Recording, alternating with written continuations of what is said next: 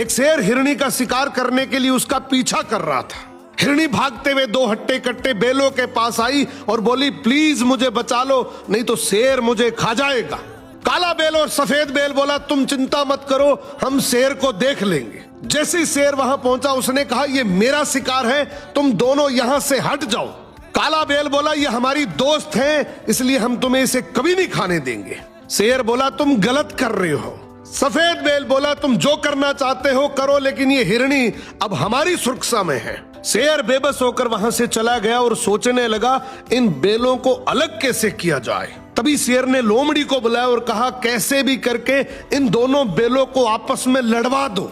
तू एक बार इन दोनों को अलग करवा दे, फिर मैं एक एक करके दोनों को खा जाऊंगा। लोमड़ी बोली, जी हुजूर, अभी जाती हूँ। सबसे पहले लोमड़ी सफेद बेल के पास गई और बोली, मैं तुम्हें एक बात बता रही हूँ, आगे मत करना।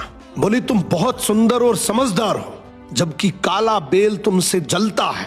फिर लोमड़ी काले बेल के पास गई और बोली, तुम इतने हट्टे कट्टे, इतने ताकतवर हो, जबकि सफेद बेल कहता है कि हम दोनों शेर से इसलिए बचे हुए हैं क्योंकि मेरे में समझदारी है, वरना शेर कब का ही हमारा शिकार कर लेता। ये तो गलत बात है, मेहनत तो तुम ज्यादा करते हो और सारा क्रेडिट वो ले रहा है। अब धीरे धीरे दोनों बेलों में लड़ाई शुरू हो जाती है और एक दिन ऐसा आया कि दोनों ने अलग अलग रहने का फैसला कर लिया।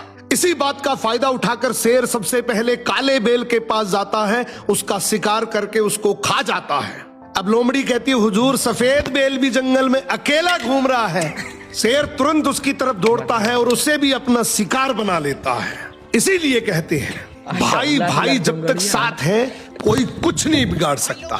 और जैसे ही एक दूसरे से अलग हुए, हर गली नुक्कड़ पर ऐसी लोमड़ियां बैठी हैं जो उस अकेलेपन का फायदा उठा सकती है।